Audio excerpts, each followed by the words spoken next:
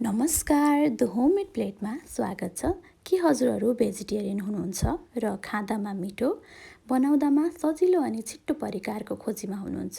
यदि हुनुहुन्छ भने यो भिडियो हजुरहरूको लागि। आज हामी बनाउँदैछौँ एकदमै मिठो मस्यौरा कबाब।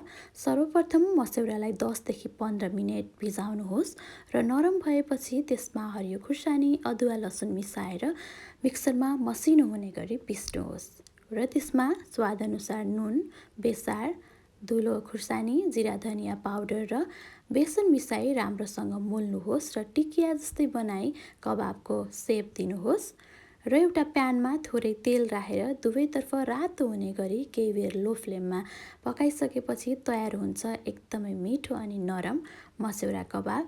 यसरी हजुरहरू पनि घरमै तयार गरी खान सक्नुहुन्छ एकदमै मिठो अनि स्वादिष्ट मस्यौरा कबाब।